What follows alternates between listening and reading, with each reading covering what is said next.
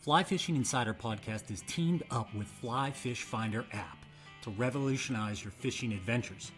Save time and unlock the ultimate experience with access to 55,000 trout streams, precise bridge data, thousands of trails, and detailed species locations.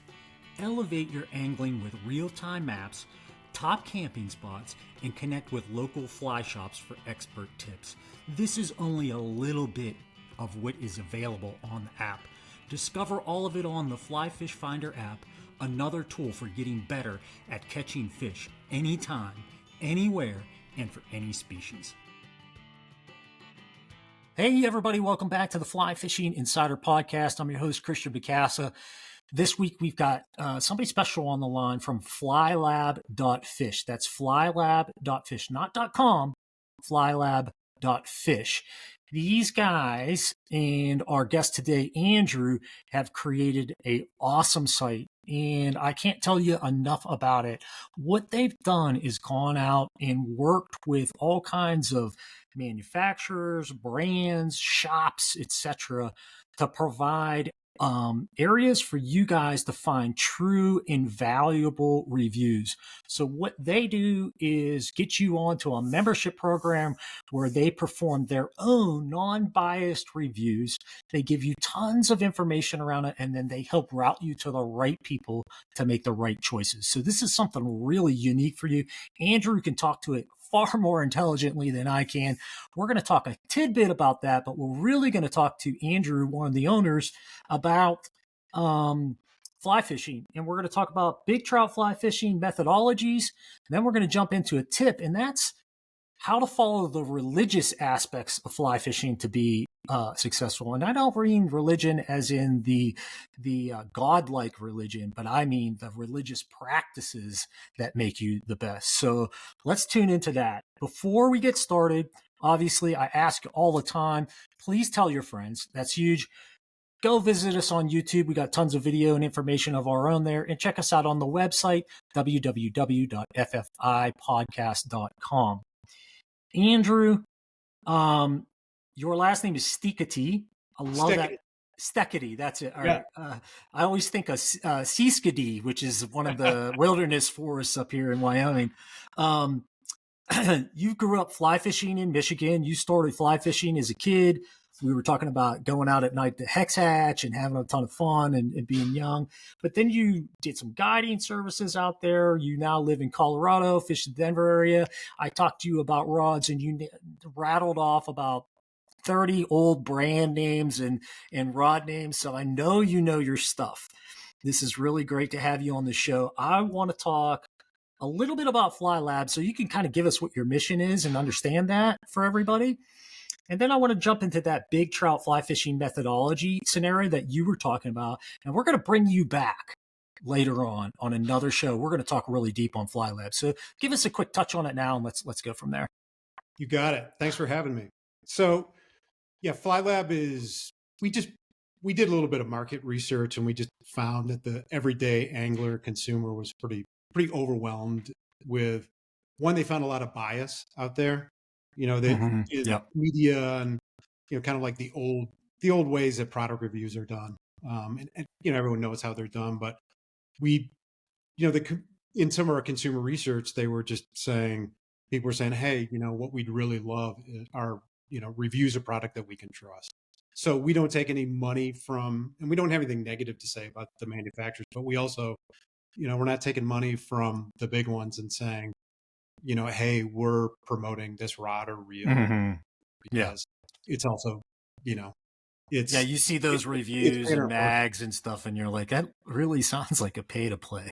Yeah. And sometimes it really can be. And yeah, the old model was pay to play. And then, more recently it's social media. So now you have someone who's got a pile of followers, and they're saying, hey, like you should trust and believe that this is the best rod or boat, or like name it. So we just, in a way, we're just trying to strip all that stuff away and say, okay, we've been fishing a long time, and this is what we think of this rod or this reel or this pack. And we want to do it as a team thing, because we think, obviously individual input can vary and Yeah. it has different people fish differently and have different preferences. But I think what we're trying to do is sort of declutter a lot of that stuff for the consumer. I Hmm. mean, end of the day, that's what we really are, is that we're Yeah. trying to build a brand in a way like Consumer Reports for the consumer and say, hey, you can trust our stuff.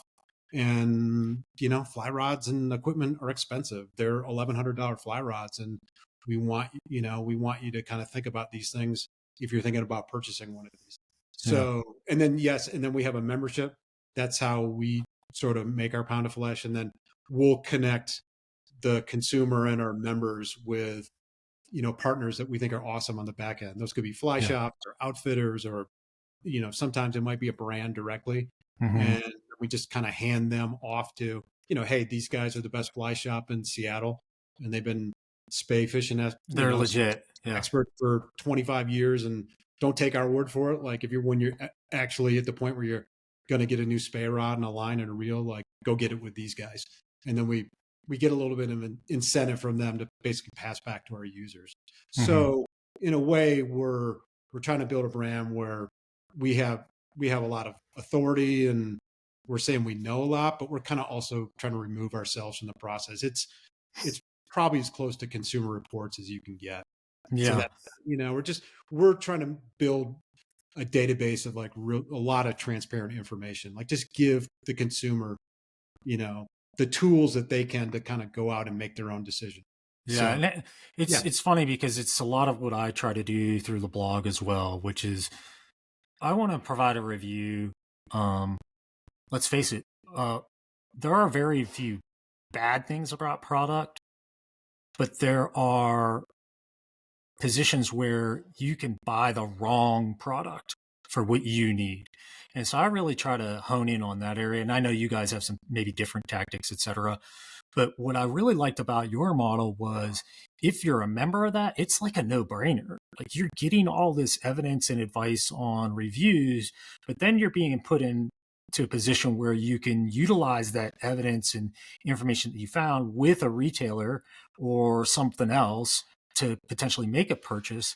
But then when you make the purchase, you get these membership discounts, which is like, okay, I paid for my membership after a few purchases and it's done. It was like so worth it. Sometimes one purchase. yeah, So right. I I mean, thought that was really cool. that's the whole thing about it. We never know actually the what the discount or the incentive is going to be when we talk to a partner, but and they all have, and we don't dictate to them. They run their own businesses. They'll tell us, hey, we're never going to discount rods, reels, and lines or whatever. It's all map pricing, but yeah, we'd like to do something over here. We just let them kind of figure it out. But yeah, some of the discounts are really, really good. So Yeah. you might have a case where you get a fly rod and it pays for itself, Yeah. the membership, The and then membership. you Yeah. spend the rest of the year using it for whatever else. And we're building that sort of partnership network.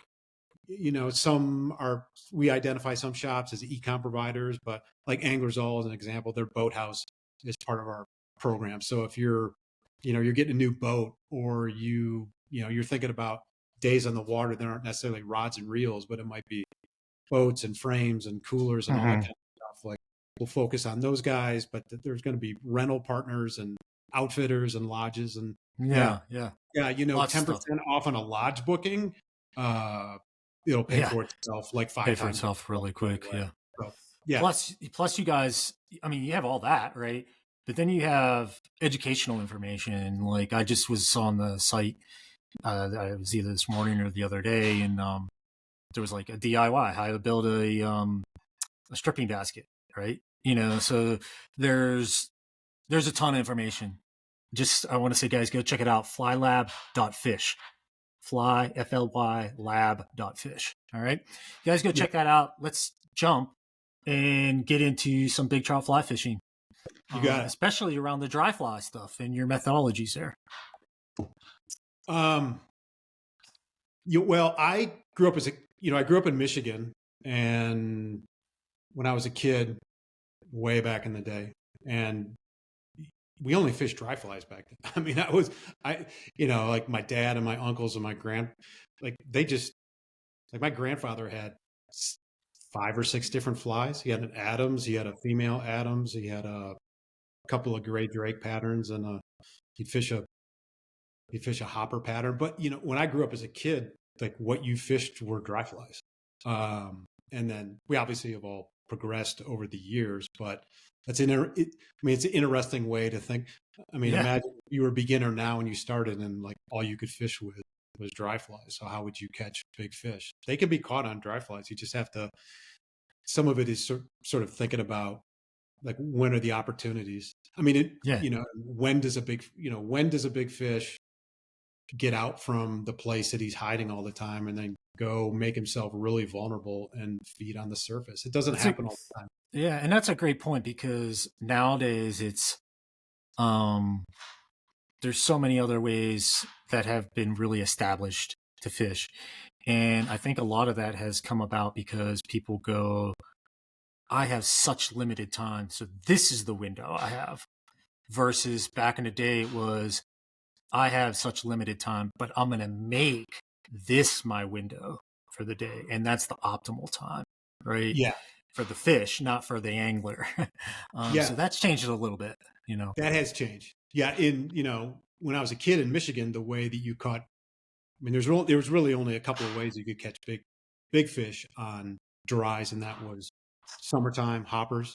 You did were the fish out and about, and then you had late evening hatches, hex hatches, gray drakes. But like the hexes would, the spinner fall might happen at 1 or 2 in the morning. So we were kids out there running around.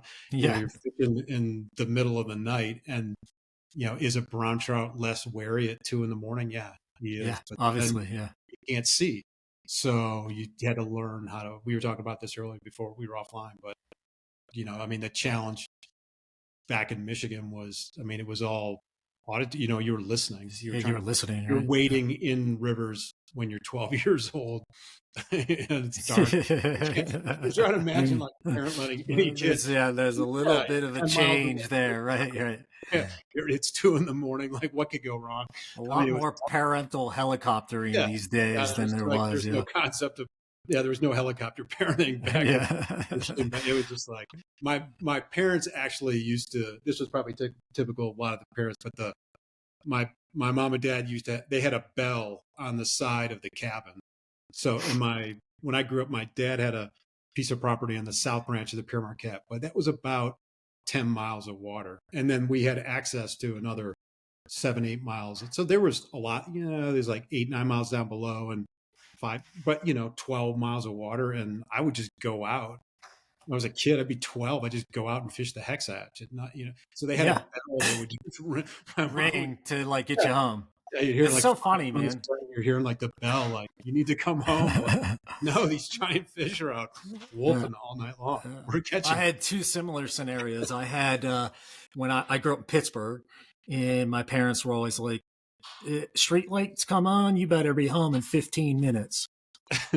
So that was like the big one. And then we would go up to my grandfather's in Pennsylvania. He was up in like kind of northeastern Pennsylvania called Linesville, which is outside of Meadville, Conneaut Lake area. And my dad would always take a emergency nautical whistle.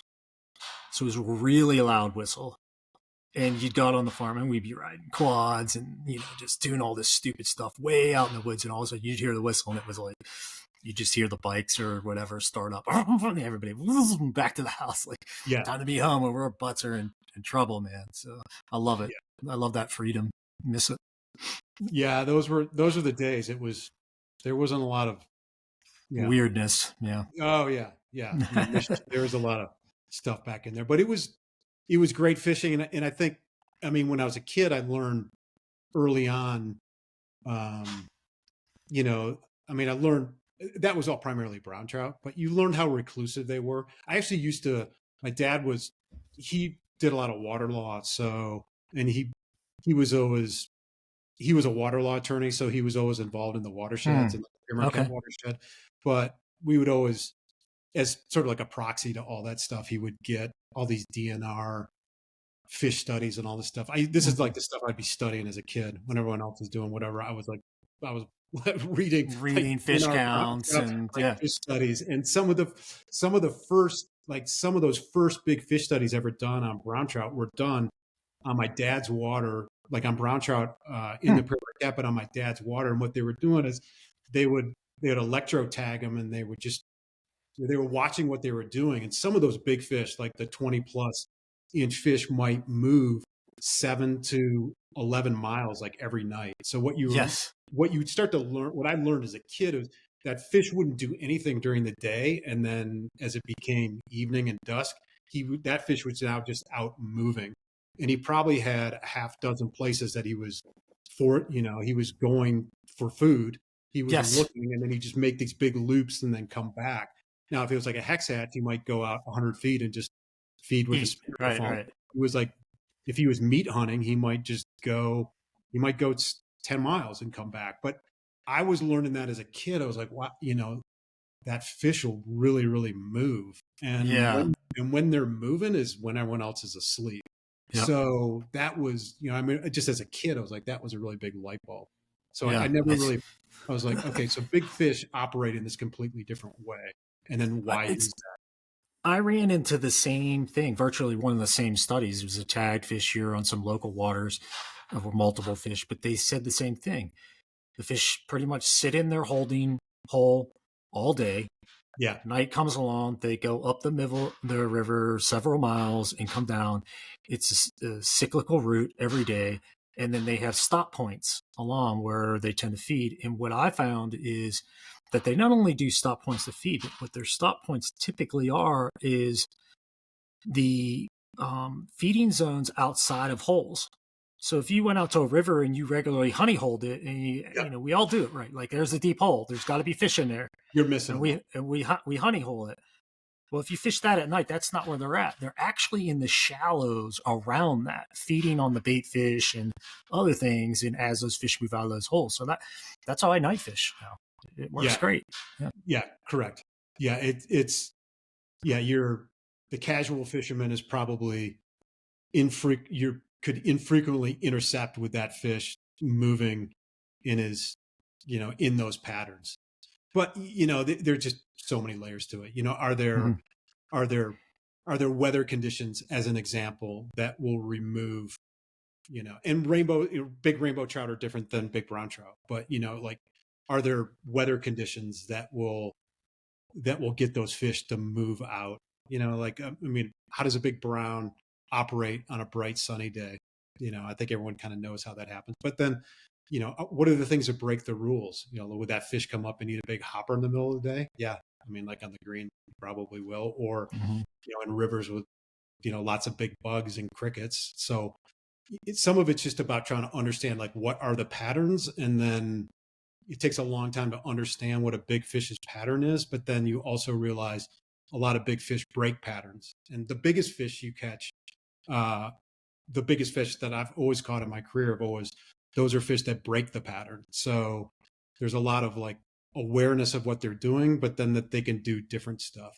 But like, just like as an example of weather, I love fishing when it's like overcast, rain, snow. You Mhm. go to heavily trafficked rivers, and you go there when no one's there during a snowstorm at the right time of year, and you could see every head in that river up Mhm. Yep. and no one around. And why? Because cloud cover, and there aren't big raptors flying around intimidating and eating. Like, those fish feel comfortable being up. The Mhm. wet weather pins insects on the water. I mean, there's just all these why does a Colorado River big fish feed in a snowstorm? I mean, there's a lot of reasons, versus him not feeding, you Mhm. know August afternoon with 100 whatever tubers coming down. I mean, Yeah. some of it's just sort of understanding, like, why they do what they do, and if you can start to understand some of that, gives you better windows into the opportunity. So, Yeah. and then there are times where you see things, and you can see a river when it, like, where it opens its Pandora's box, and you're like, oh wow, I didn't really know that there were that many big fish in this river. Mhm. And there might only be a couple of days a year where you actually see it happen, but when you see it, you're sticking that card in your memory bank, and you're like, okay, that run holds hundreds of big fish, not just one or Mhm. two. And so what are they, and then you start to think, okay, well, they're there, then what are they doing on the days when it's bright and sunny. So you just start to kind of deconstruct it all. And that helps what you were talking about. I think the casual intermediate angler starts to progress, and then you start to look you start to break a river down and look in places of, like where would a big fish be? You Hmm. mentioned like honey holes. Most of the big fish aren't in honey holes. Hmm. I mean, there's guys and gals thrashing honey holes all day long. Right, right, There's not living in there. right, It's right. somewhere else. It's been driven out. You know, Yeah. that used to be that was like the cool dive bar to be at, and now everyone's there, and he's like, I don't need to be. This dive bar is not cool anymore. I'm like, oh, Yeah, exactly. there's got to be another cool dive bar to be that's got no one in it. And So that's like the classics, like you're right. You got the honey hole, right? It's been fished all day. Nobody's pulled anything out of it. Like the fish, the big ones probably aren't in there as necessarily. And then the other one is you see foot trails, right? You see a foot trail to the bank. Well, let me guess why that foot trail's there. It's because everybody fishes that. There's yeah, probably not the best fish there, yeah. right? And then the third is you gotta lose flies, guys. I mean, you gotta get in Oh, areas where yeah. it's hard to get to. Plan on blowing a couple bucks on flies every day you're Oh, fishing, because if you're not blowing flies and like getting hung up and going the really difficult places, that's where fish live. Like yeah, that's where the big ones are hiding. yeah, yeah. You just start to think about like I won't give away the river, and I mean people wouldn't understand it anyhow. But there's a couple runs in a river that I love to fish where um, like the drift boats, there's just a heavy hydraulic bank that comes in near a bridge, and you just a a good oarsman, even a good oarsman, has to pull off there because I mean you could die. Yeah. So, but that rock bank along that other side is accessible. Now, no one will go in there and rock hop it, but I've rode through there enough times to know that 99% of the oarsmen pull off that bank because they just physically have to. Like they have to keep their clients safe. So there's a couple hundred yards in there with huge big pockets that just basically never get fished unless unless you were like creeping as a bank angler to get in there. So who went like I'd go in there, Yeah. and you go and then you're gonna go in there with the right flies and 15-pound test. And are there big fish in those 7 or 8 pockets? Yeah, they're huge ones in there. How do you land them? I mean, I mean, part of hooking big fish is landing them too, but Yeah. they're there because they're smart, right? They're not getting fished to. So that's a part of, And they're there's not, tons of food being pushed there, there's food right? there. There's everything that they need. Yeah. And Food, shelter, like think about the basics, right? not 100 boats a day. Just so Hmm. one little, how do you understand that spot? Probably floating through there 15 or 20 times. And you're like, oh, wow. Because you're as an angler, you're saying we need to get to those rocks over there.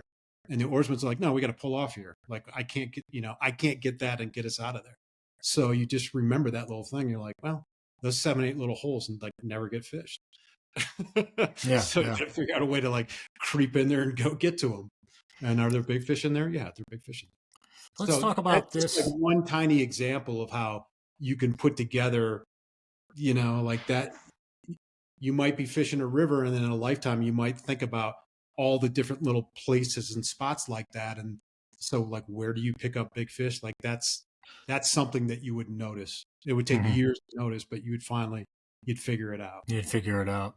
Let's Mm-hmm. talk about this though, because we've talked a lot about almost prospecting for fish. Like we feel there are fish there. We know that's a good holding hole, or we have some clues to that. But let's say where it really gets interesting is we have all those clues, and then we go look for fish, but we find a nice fish, or we find a pod of nice fish.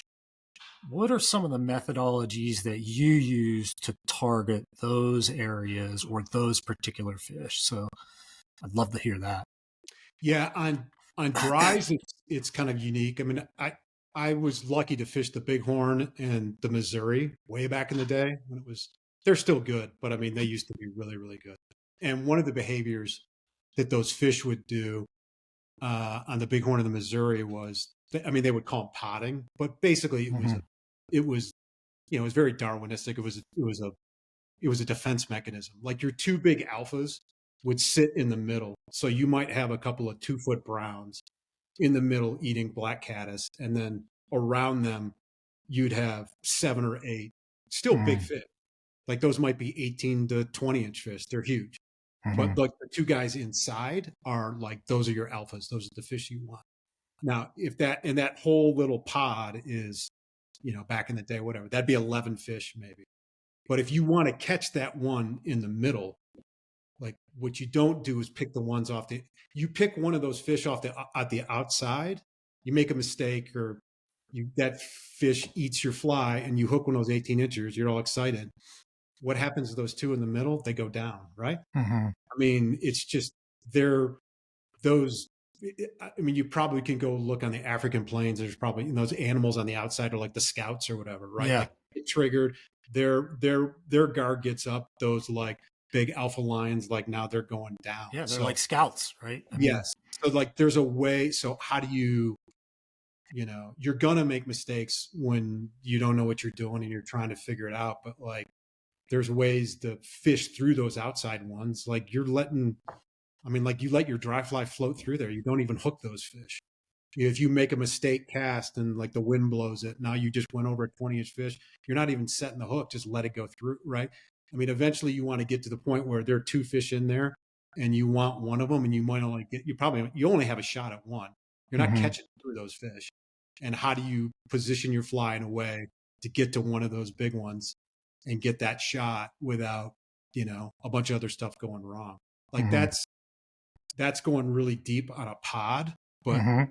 behavior can happen on a lot of rivers, right? Like Mm-hmm. the alpha dog is in every river is a little bit different, but do they position themselves at the head of the run or the back?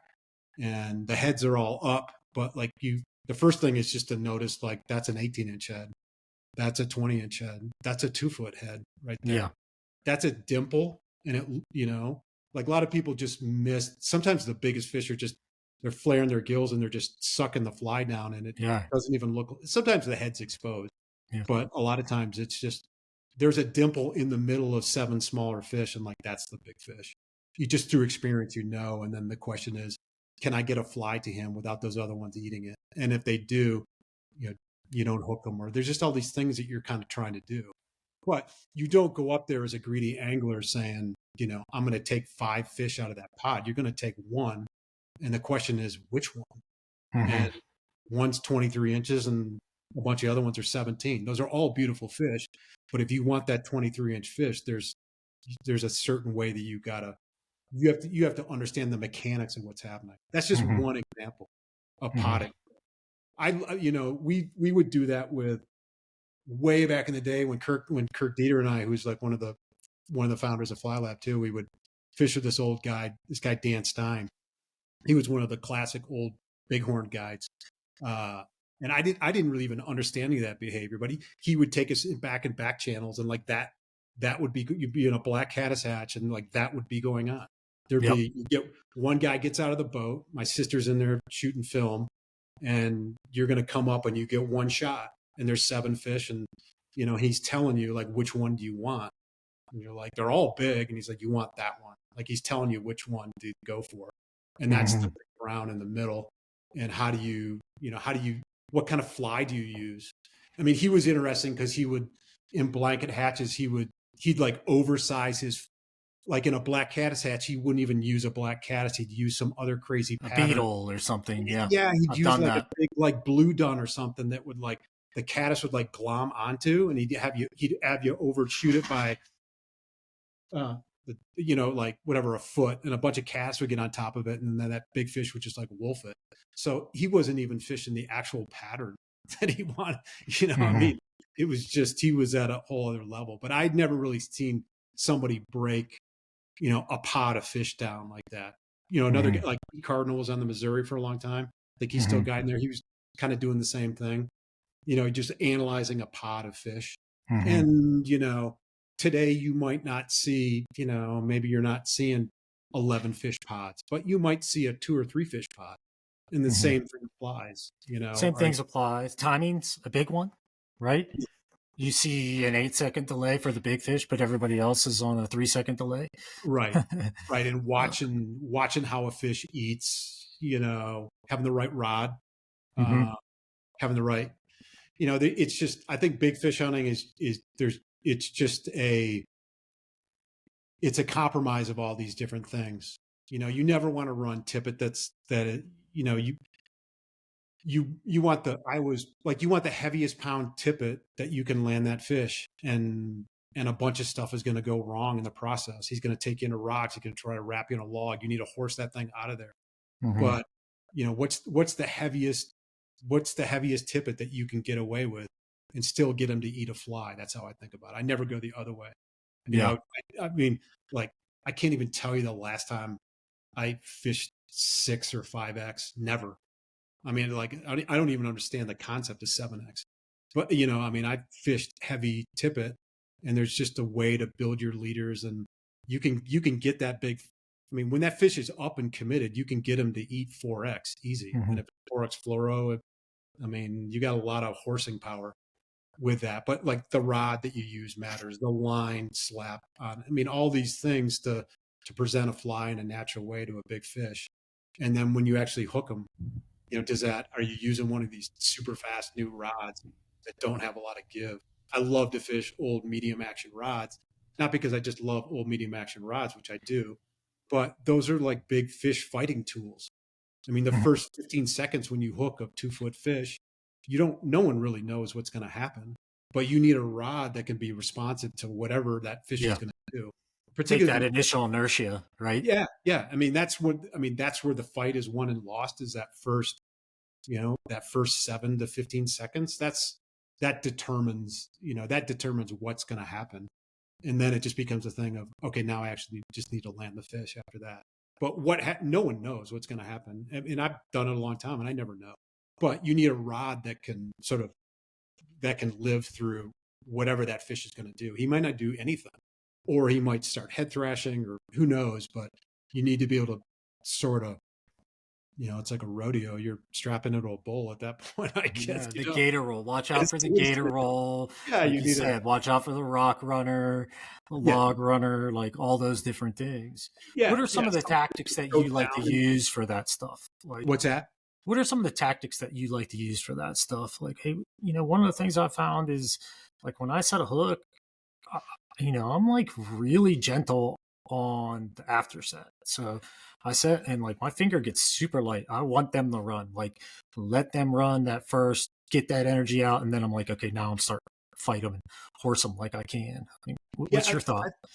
I think it depends a little bit on the flies and the technique you're using. I mean, I think if you're a nymph fisherman, you probably uh, and you're nymphing at depth. I mean, you can't strike that fly hard.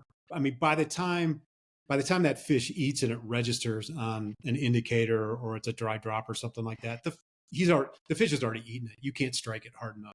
On a dry, it's totally different. I mean, what I see a lot with beginners is, you're just pulling the fly out of the fish is huge, right? He's going to Hmm. go up and come down with his weight on a fly. All you really need to do is lift the rod up and just get tension on him.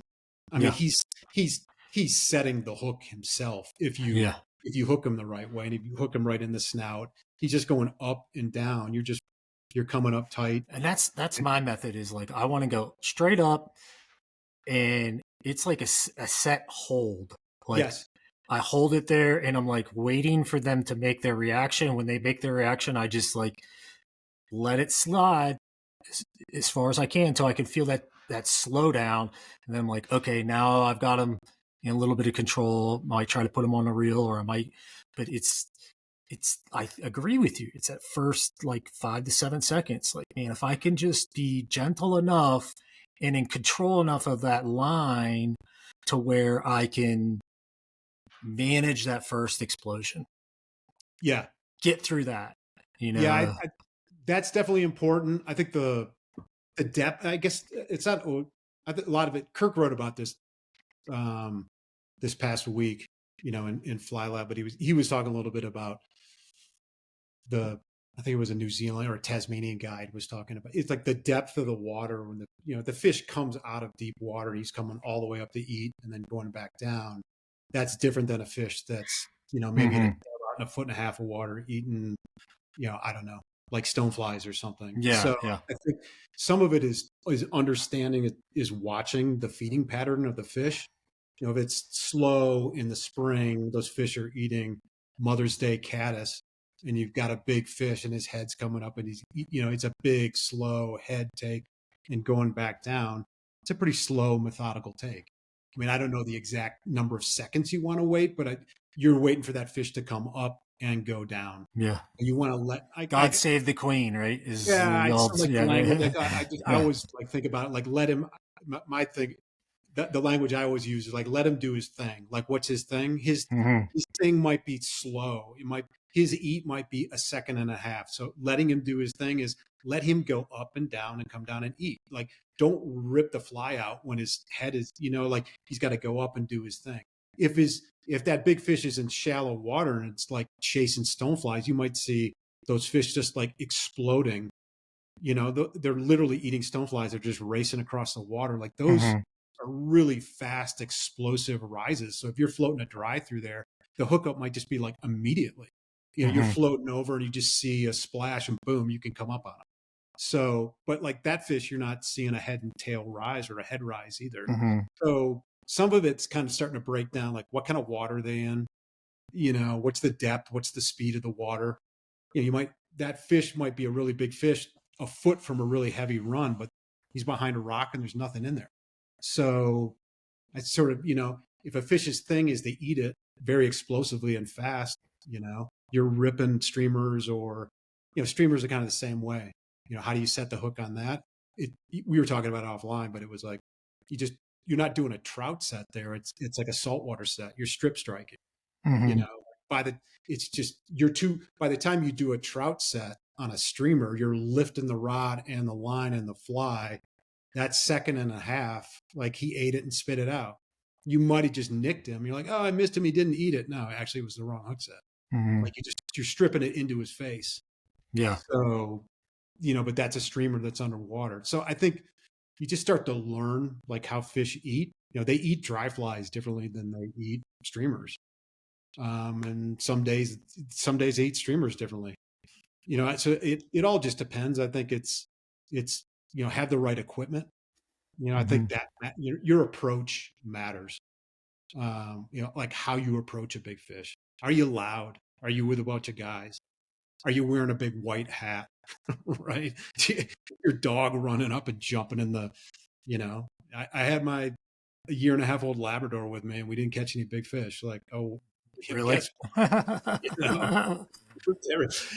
So I just, you're a predator, and think about what they're thinking about. They're scared of everything. I mean, they pull into those banks or those heavily exposed areas for one reason, it's food. Or they might be in there in the fall to spawn. But like other than that, that fish is in that water to eat. And he's pretty nervous to be in there. But he'll Yeah. do it. If there's enough food in there, he's going to do it. If there's stoneflies, he might be in there. If they're caddisflies, coming up and they're matting along the rocks, he's going to be in there eating. So, but they're heavily exposed when they're in there. There's raptors, there's stuff on the bank, there's anglers. So they're on high alert, and the angler needs to approach the situation. You sort of need to like meet the situation with the same amount of thought that animal. I mean, it's a wild animal. He's Hmm. not going to jump on your. He's not going to just jump in your net by Hmm. accident. I mean, it happens sometimes, but it's a really hard thing to do. Is to get a big wild fish to eat one of your flies. I mean, Hmm. his whole life is avoiding things that are trying to kill him. So things above people just don't think about. I mean, I go with a lot Yeah. of Branches, trees, shadows. Like, the number of people that I watch like cast over a fish. I mean, he's wired to anything above him that he's looking at within their peripheral window that but they're trained to be scanning for birds all day long. yeah. And then you're just going to throw a fly line right over his head and think it doesn't matter. Like it matters. So, and it should only take you as an angler one time. You got a 2-foot fish up feeding. You did a false cast over his head and you put him down. Like that's not ideal, but that should only happen once in your fishing career. You shouldn't do that another 1,300 times. So how do you make a cast that doesn't false cast over his head? You can cast off to the side. I mean, understand where the shadows are. Yeah, there's just all kinds of stuff you can do. Yeah, that's just like approach, right? How quiet are you? Are you wearing, name it, like, are you wearing cleats on your boots that are grinding rocks and he can hear them? Are you, I float with guys sometimes in the boat and they've got a turtle box and they're just like cranking music all day long. And they're like, we don't catch any big fish. And you're like, really? Really? You're like, why didn't we catch any big fish? Because you were cranking AC/DC all day long. You think they don't know? Like, they know. It was a good time, but you had a great time, but like it's just all, I don't set think yourself up for success, guys. I mean, when it comes down to it, right? Just like all these little tiny decisions that you make, and in sort of like the feedback loop, like the awareness. So, does wearing the right kind of clothes on the river matter? Yeah. Some days it might not, but you probably don't want to be wearing neon and white hats and like blend in. Do you have to be wearing full camo? I don't know. I do it a lot. Well, it depends on what your objective is too, right? Yeah. So if my objective is to go out and get trophy big fish, why would I take the chance I would take the higher propensities to get one in a camouflaged outfit. It's a camouflage setting, right? Of darker colors, matching sky, whatever it is, but not a bright hat, not a blaze jacket or whatever it is. Like, put yourself up for success is the way I would kind of put it, right? Yeah. I think all those things matter. What you wear matters. Mm-hmm. The jingling of the gear on your bag. Yes. Like you said, the hard cleats on the rocks. The clothing that you're wearing, the color of it. Are you bringing an animal? Yeah, that's awesome. But is that animal trained? Is that animal 50 feet up in front of you, spooking fish out? 50 feet behind you waiting. And he does the same thing. Like, I already know. I'm not telling you anything that I don't know. I've got a 2.5-year-old, and he, if that dog can ruin a whole day of fishing. Maybe I don't care that day, but so animals and what you wear, the rod that you're using, you actually hook a big fish. Does it have enough give to, to cushion the first crazy things that it does? But then does it also is it a rod that has enough backbone to land that fish or move it off a rock or, away from a log when you need it to? The tippet I kind of touched on a little bit, but you should always be fishing the heaviest tippet that you can basically get away with. And then you can probably still go with Duncan loops, and you could probably still get more movement out of a fly by putting a loop in there and go from 4X to 3X. Mm-hmm, if you can get a big, like, dirty water, you're fishing dirty water with a stonefly. I mean, you can just fish rope, and that's, and I don't know what people's hang up with it. I mean, you can land bigger fish that way and you can land them faster and you're better on them, but it's like, hooks, those hooks are either are needle sharp or you're sharpening them yourself with, I have I have a hook file. If I'm fishing something and that hook is getting nicked up, it's on rocks, fish are eating it. Or you feel, I just drug in a little branch. I'm going to check my hook. Yeah, you could put it on your, what they say, you can your nail, prick it into your fingernail, and like, is it sticking in there? But you could be filing them, or that hook is dead, or it's got a kink in it. Like, clip it off and start over. I feel the same way about, this is one of the, like, knots and moss and all that kind of stuff. I mean, I just religiously check my knots all the time, constantly. Mm-hmm. I hook a lot of big fish, and I don't lose. I mean, everyone loses fish, but I don't lose that many by, I would say, like, catastrophic, like, terminal tackle errors. But, I'm checking all the time. Yeah. And if I'm coming up around a bank and I see a big fish, I'm going to sit there and wait. And I'm going to go get my gear. I'm going to look at my flies, and I stress test all those knots. Like, the number of times where I've seen somebody hook a fish and then boom, it pops off, and then you see the curly cue, and that. And you're like, oh my gosh. You're just like, dude. Nightmare. Nightmare. I mean, it's like fish of a lifetime, and you Yeah. didn't check your knots. And I get that people get excited and all, and you forget, but I think as a methodology, what I'm trying to get at is you're only as good as you have to own that process. The part of the process of catching big fish is losing big fish. I spent years losing big fish. I'm like, why am I losing big fish? And it's all the things that I'm talking about. I was wearing the wrong color hats. I was grinding cleats on rocks, and I Yeah. wasn't checking my hooks. And then you eventually just start saying, this doesn't work. And like, what works? And being just so methodical over and over and over, that's what works. Every now and then you'll break a rod or something crazy will happen, but most of the time, no. I mean, Yeah. it's a very mechanical, catching a fish is Yes. it's It's a very very, process oriented for me. yes. And then I use the old Toyota Kaizen methodology, right? If I have my process, but as I learn things and observe things and see changes, I institute those Kaizen opportunities of how do I change my process for higher propensity? What's going to make it better? And Yes. then, and Yeah. then part of that is there's a methodology to my process, but there's a high level of what I would consider situational awareness. So the process might slightly change based upon the situational awareness. I mean, you use the example of like a mechanic, right? A mechanic knows how to get a car started, but based upon their observation and their situational awareness, they're going to go, it's a seized piston. It's not getting enough fuel. It's not getting spark now. Like they go through the list of things. Those are all situations they've been in and observed and learned from. And so now they're applying them to their process of, really defining what the problem is. And that's what you want to do as an angler, right? Is really Yes. position yourself with that awareness so that you can be successful. So Yeah.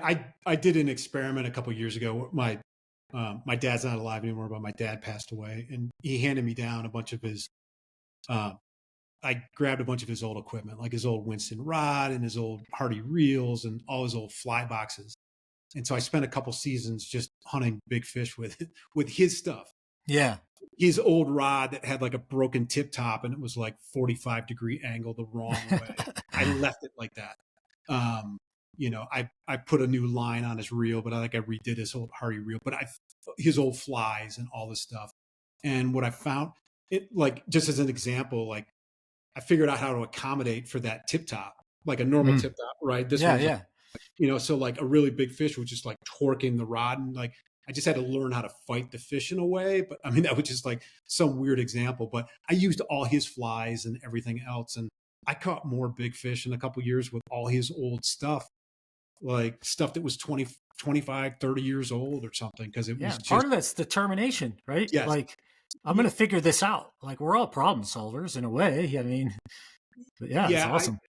One of the things I note, this came up years ago in my fishing career, but I think there's definitely like a psychology to it, right? Mm-hmm. They're half full people and half empty people. And Mm-hmm. I think in the fishing industry, they call people, the guys that are guys and gals are really, really good. What do they call them? Fishy. But to me, it's, I've had friends that I guess I would call fishy, but I think it's more than that.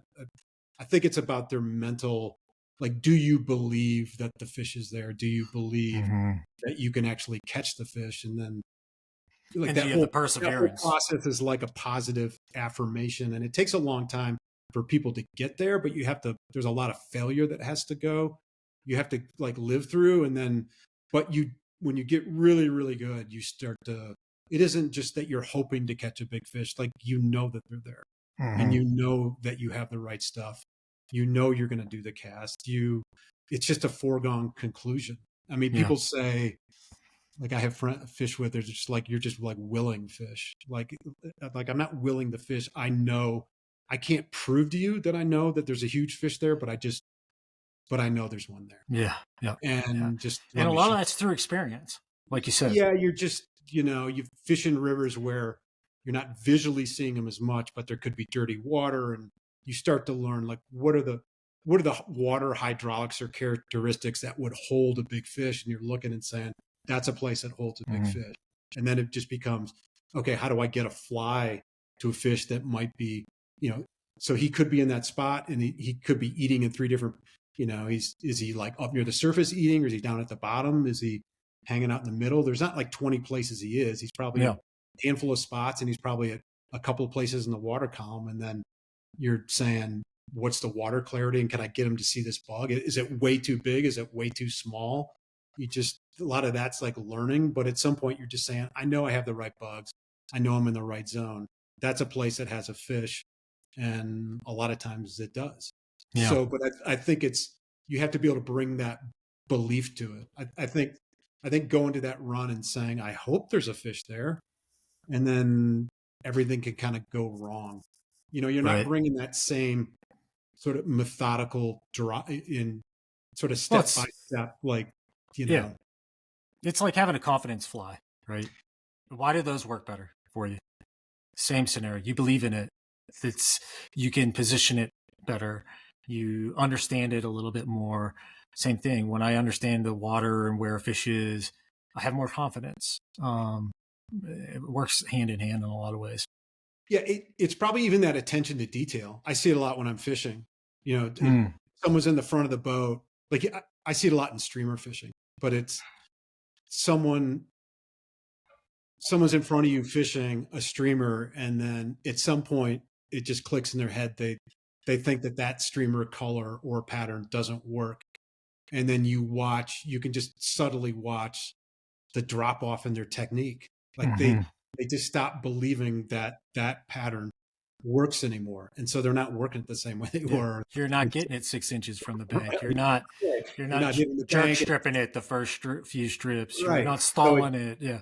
All just those becomes things. a self-fulfilling prophecy. It's like, flap it out there or whatever. Like maybe I'll luck into something. Yeah. It's a different scenario.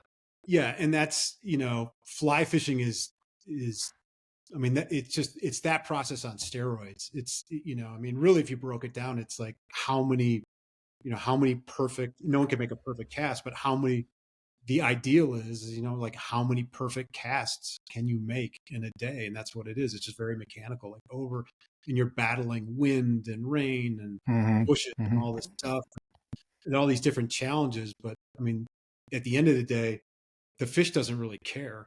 The fish doesn't care what you're thinking about. He's not caring that you broke up with your girlfriend or someone yelled at you or, your boss. Yeah. Like all the things that humans are internalizing, the fish doesn't care. Like the fish is just reacting to what, the physical things that you're doing. So in some ways, beginners are like really fun to fish with because they don't have all that emotional baggage. Like I was fishing on a river a couple of years ago, and I always hit this run where there's a lot of big fish in it, but I try not to I'll just take a couple fish off of it and then I'd leave. And I'd done this, I think it was spring a couple of years ago, but I'd done this a couple mornings in a row. I'd just go up there and poke a couple fish and I'd leave. And I came back, it was like the third or fourth day or something. And there was like this young woman fly fisherman, and she was like sitting on the rocks at the bottom of the run. And she's like, I've watched you. Like, I'm like, what? She's like, yeah, I've been watching you for a couple of days. She's like, I see you go up there and, and like take a couple of big fish off there and then you just leave. She's like, why are you doing that? I'm like, why are you? I was like, why are you watching me, scary woman? Why are you watching? So, but she ended up actually being, so we went back to the parking lot. And she was super cool. And she was a beginner. And she was like, I've never caught a fish. The biggest one I've ever caught is like 11 inches. And, and I want to catch a big fish. And so, we had a beer and then I talked and I was like, okay, I'm going to be back here tomorrow. And I was like, at the top of this run, I was like, just meet me. I was like, meet me here at noon and I'll be here. I was like, I'll fish up from the bottom. And if you're here at noon, we'll get you into a couple show of fish. you. And if you're not at noon, you're I'm not getting here. them myself. I'll get you myself and like, we'll figure it out. So, the next day, sure enough, I get up there at noon and she's just like sitting right there. She's like ready to go. She's like, I want to catch a fish. Like, okay. So I took her on the bottom of the run and helped her like learn how to redid a rig, but sort of like teach her how to float flies. And I think we were using big stone flies or something like that, but we hooked a couple of fish and then we moved up into that run and she hooked 2 or 3 like really nice fish. She ended up losing a giant rainbow, had the thing on, came off.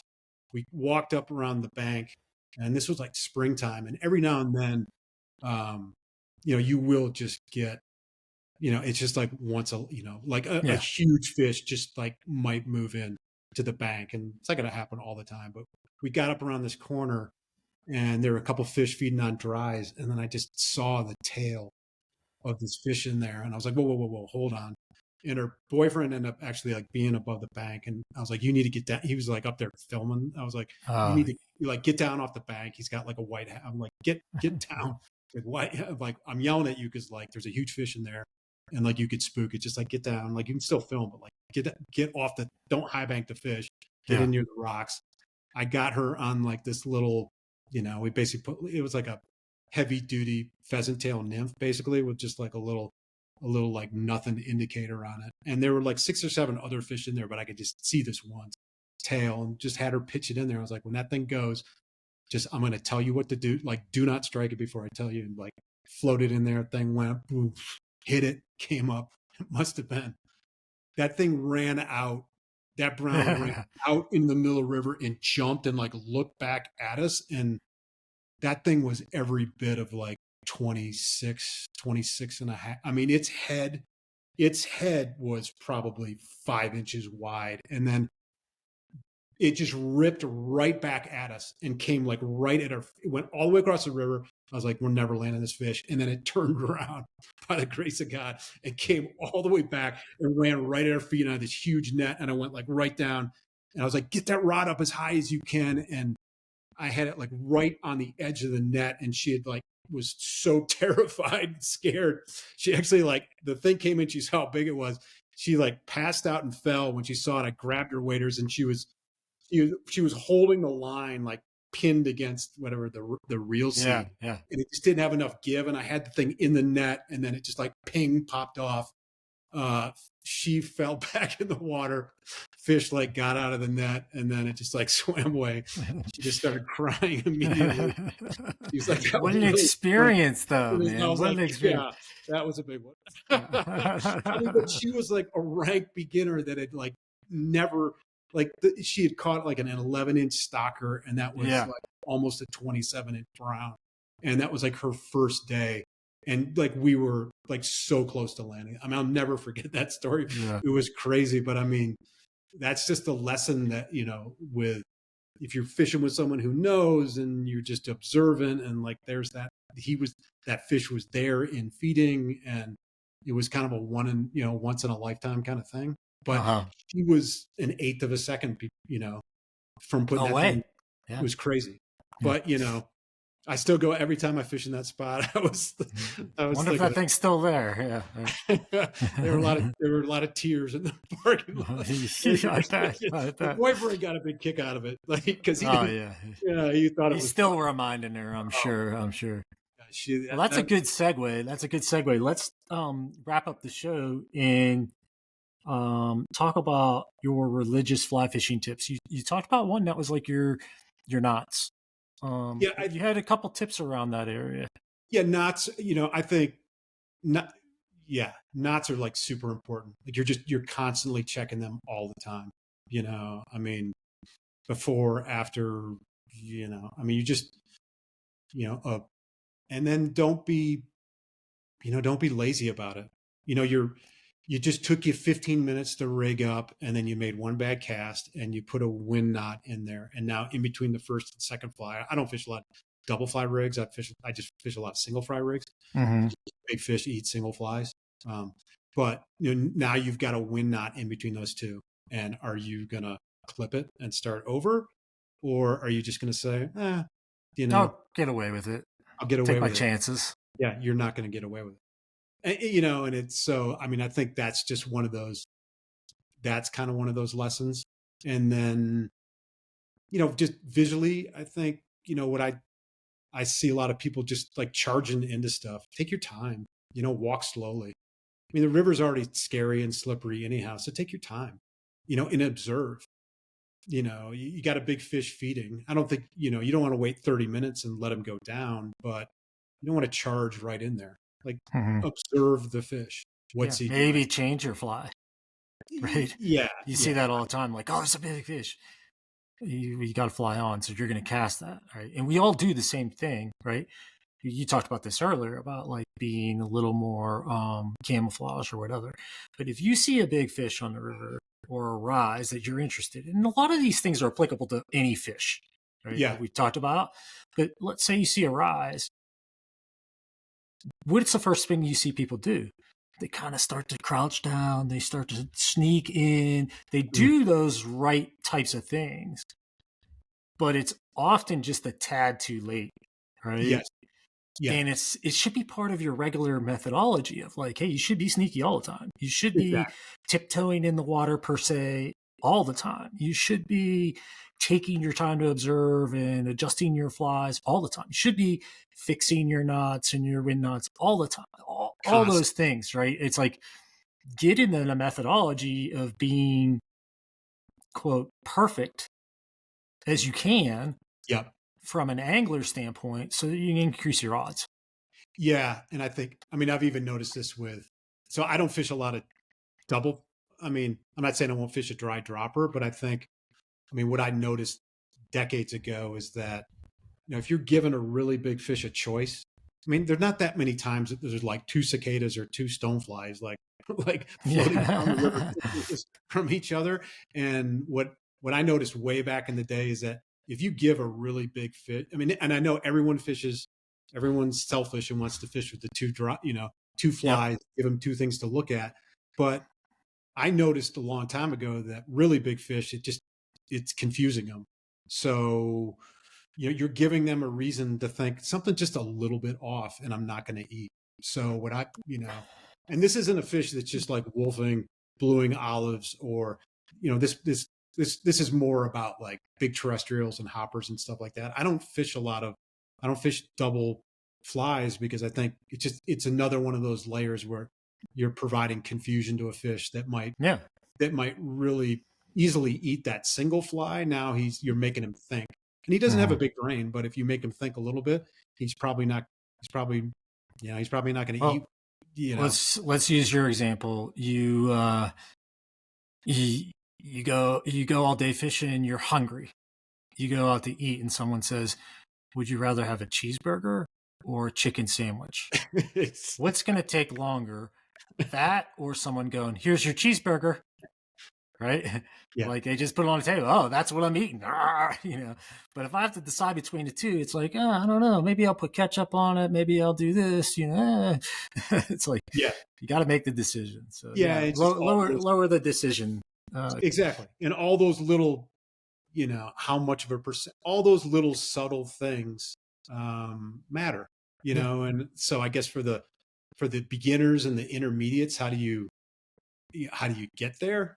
It's time on the water, but then also, if you get really serious in your fishing career, seek out people that are really, really Hmm. good, Yeah. um, Yeah. and fish with them and talk to them and spend the day with them. And maybe you spend a day with a great fly fishing guide that has an Hmm. awesome reputation. You just soak in all that information Yep. Yep. because it is overwhelming, and to do it yourself is really, really hard, but it's also really helpful to have a mentor like right at your side, or a Hmm. guide in the boat saying like, this is exactly how you do it. Yeah. People listen to other people more, but I think you watch other people fish, and um, I know why there's a lot of big fish out there that aren't getting Yeah. caught Yeah. when you Take watch what. examples from that girl. Watch somebody else on the river that you feel like, hey, that guy, he knows what he's doing in that area, and then ask some questions. Yeah, Learn a little bit. yeah, It can yeah, be just free. yeah, be open, learn, and collect the data and write it down. Put it in a journal. I mean, I'm lucky that I can just remember a lot of stuff, but so I don't have to write everything down. But if you struggle with remembering everything, what are the clothes and flies, and have your little fishing journal and take notes. Hmm. And not that you're going to go back and consult the notes a year later, but But it the might embed it a little better, yeah, the right? process of writing them down is actually getting you to think, oh, I saw 4 big fish today, and I missed them. Hmm. So why What did do I I miss do them? different? What do I Yeah, think about? Yeah. exactly. Well, cool, man. Andrew, it was awesome having you on the show. You've obviously been fishing a long time. You got a wealth of knowledge. Appreciate you sharing that with us. And I'm really excited to see how FlyLab.fish goes. So you guys go check out FlyLab.fish. That's something new. These guys haven't been around very long in that form, but you've been around in a bunch of other forms prior to that. We're going to get into that our next show when we bring you back and we talk FlyLab specifics and go from there. We'll talk to you guys soon. Have a great week and go catch some fish. We'll see you. Fly Fishing Insider Podcast is teamed up with Fly Fish Finder app to revolutionize your fishing adventures. Save time and unlock the ultimate experience with access to 55,000 trout streams, precise bridge data, thousands of trails, and detailed species locations. Elevate your angling with real-time maps, top camping spots, and connect with local fly shops for expert tips. This is only a little bit of what is available on the app. Discover all of it on the Fly Fish Finder app, another tool for getting better at catching fish anytime, anywhere, and for any species.